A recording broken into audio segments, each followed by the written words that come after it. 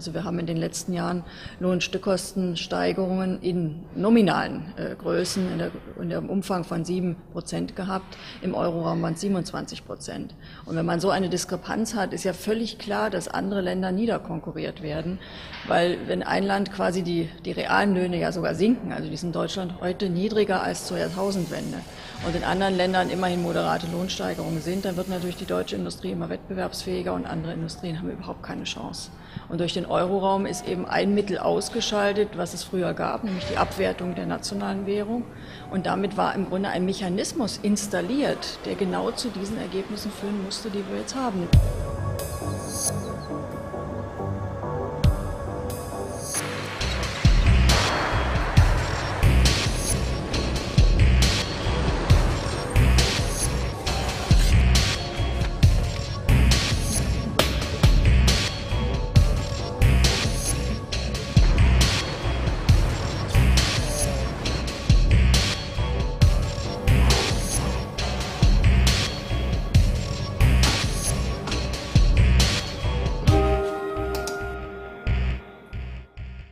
Η απώλεια ανταγωνιστικότητας φάνηκε με δύο τρόπους. Και οι δύο εκ των οποίων ήταν αποφασιστικοί για την κρίση. Ο πρώτος ήταν πολύ μεγάλα ανοίγματα στις τρέχουσες συναλλαγές. Η Ελλάδα δε είχε το μεγαλύτερο όλων. Όταν δεν μπορείς να ανταγωνιστείς, οι συναλλαγές σου με τον υπόλοιπο κόσμο αρχίζουν και γίνονται ελληματικές. Το έλλειμμα λοιπόν της Ελλάδας είναι τρομακτικό. Αλλά ήταν κάτι που είδαμε και στις υπόλοιπες χώρες της περιφέρειας. Αυτό λοιπόν ήταν το ένα φαινόμενο. Συναφές με αυτό το φαινόμενο ήταν η συσσόρευση χρέους. Διότι όταν έχεις αυτά τα ελλείμματα, κάπως πρέπει να τα χρηματοδοτήσεις. La Grèce est un parent pauvre dans cette Union européenne. La Grèce est un pays de la semi-périphérie du continent européen. Il est évident que la Grèce ne peut pas avoir autre chose que des déficits publics dans les conditions de son intégration au marché européen. Je ne veux pas discuter de la question les Grecs sont-ils paresseux, ça c'est du racisme pur et simple.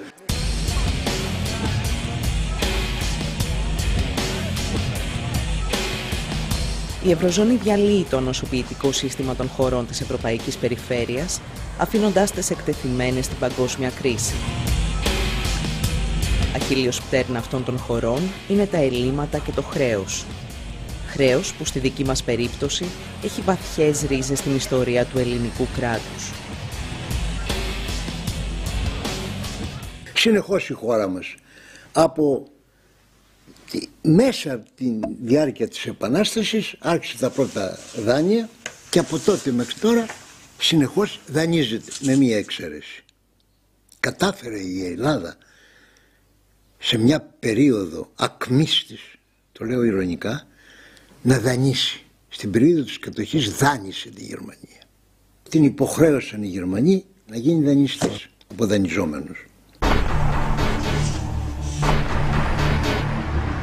Από τη γερμανική κατοχή και μετά, η χώρα επιστρέφει στον παραδοσιακό της ρόλο, του δανειζόμενου.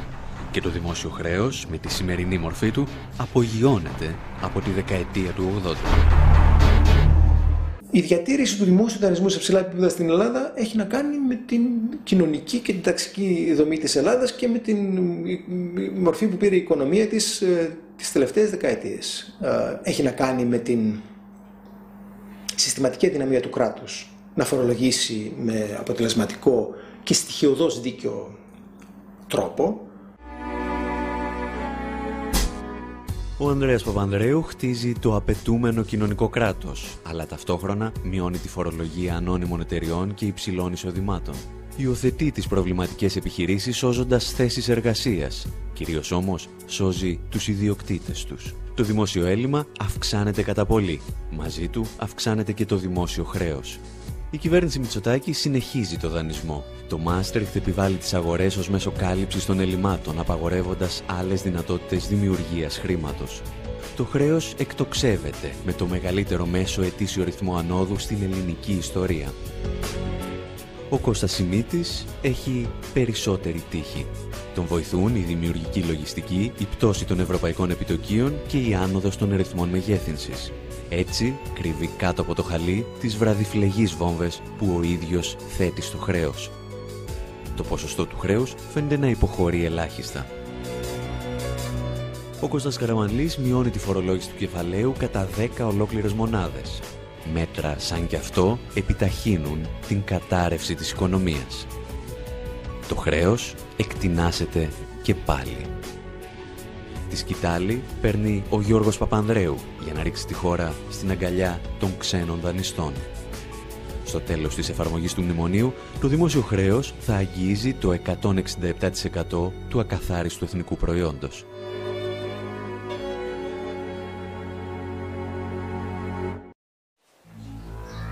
Οι περισσότερες χώρες που βρέθηκαν σε παρόμοια θέση δέχθηκαν την επίσκεψη του Διεθνούς Νομισματικού Ταμείου. Κανένας όμως δεν πλήρωσε τόσο ακριβά όσο η Αργεντινή, το αντεστραμμένο είδωλό μας στην άλλη πλευρά του Ατλαντικού.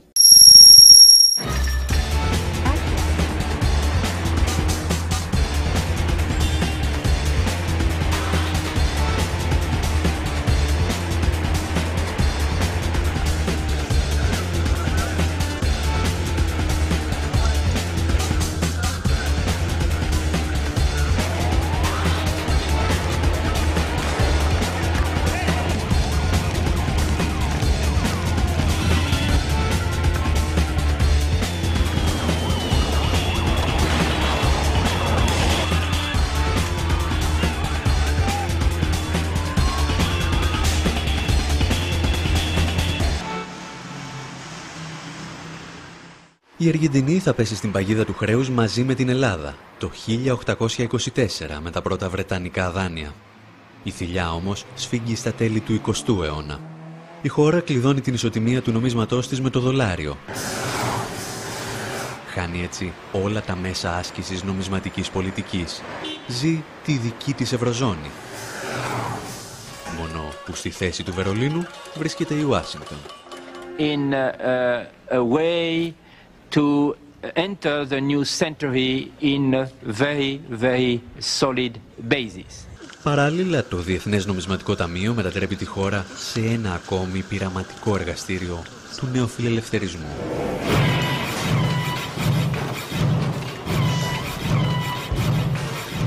First of all, the IMF played a signature role in creating the crisis in Argentina, driving the same policies of deregulation and privatization that lead to immense corporate profits, but that really destroy the finances of a state.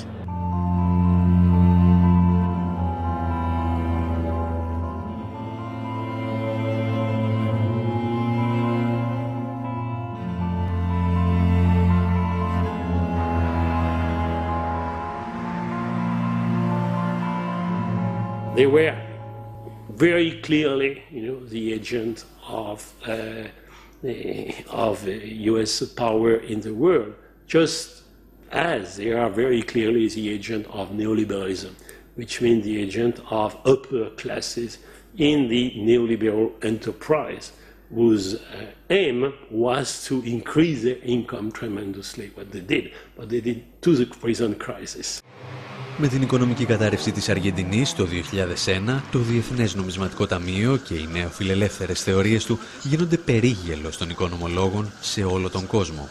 Ορισμένα τέρατα όμως δεν πεθαίνουν ποτέ. The IMF is a little bit like a zombie institution.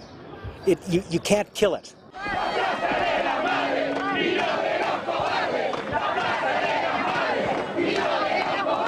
The IMF has reemerged as a player in quote-unquote bailing out countries that get into trouble, imposing austerity conditions as is happening across Europe and in a vicious and terrifying way in Greece. And there's no sense whatsoever that this institution has learned anything from the experience of Argentina.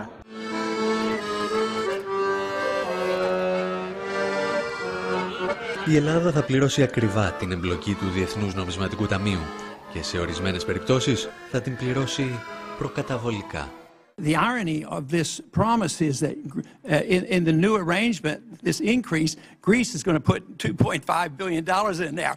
I think that's only a fiat monetary system worldwide can come up and have Greece help bail out Greece and be prepared to bail out even other countries. Ενώ η Αργεντινή είχε να αντιμετωπίσει μόνο το Διεθνές Νομισματικό Ταμείο, η Ελλάδα μετατράπηκε σε υπηρέτη δύο αφεντάδων, γιατί στην Ευρώπη το νεοφιλελεύθερο εγχείρημα είχε αναλάβει να προωθήσει και η Ευρωπαϊκή Κεντρική Τράπεζα. The European Central Bank was a tool, in the imposition of neoliberal policy in Europe. Είναι κωμικοτραγικό να το βλέπει κανείς, αλλά το Διεθνές Νομισματικό Ταμείο στην περίπτωσή μας, στην ελληνική περίπτωση, ήταν πιο μαλακό από την Ευρωπαϊκή Ένωση.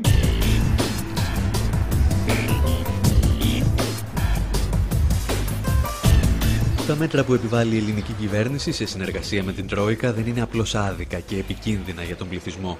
Είναι εξ αρχής καταδικασμένα σε αποτυχία. Έχουν τραγικά αποτελέσματα για το επίπεδο ζωής και την καθημερινή ζωή των πολλών και είναι άκρως απίθανο να έχουν θετικό αποτέλεσμα όσον αφορά την οικονομία συνολικότερα και τον τρόπο αντιμετώπισης του χρέους.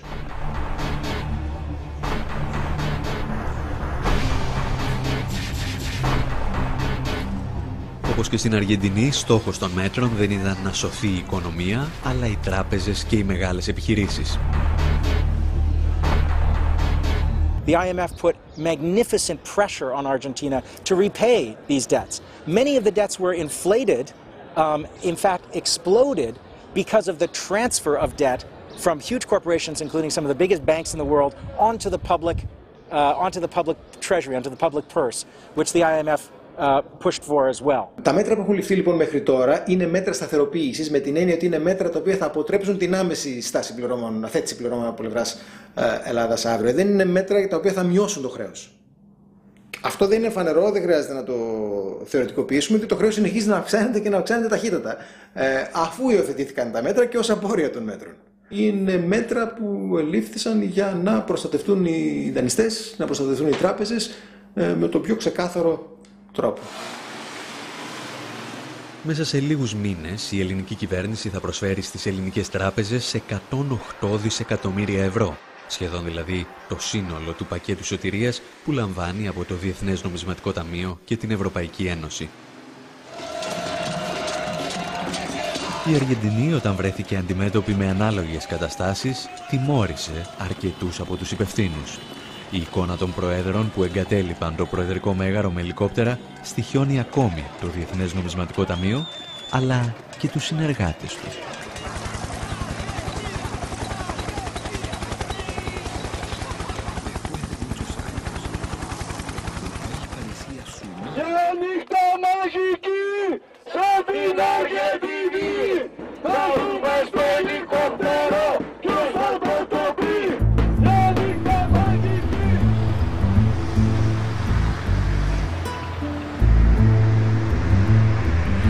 Έτος 1 μετά Δουνουτού. Η Ελλάδα έχει μπει σε ένα εντατικό πρόγραμμα εξυγιάνσεων, αξιοποιήσεων, εξορθολογισμού και συμμαζέματος.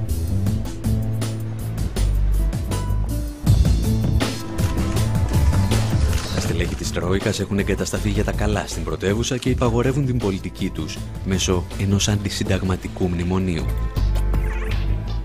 A landmark has certainly been the pension reform, but the main question now is to be able to align wages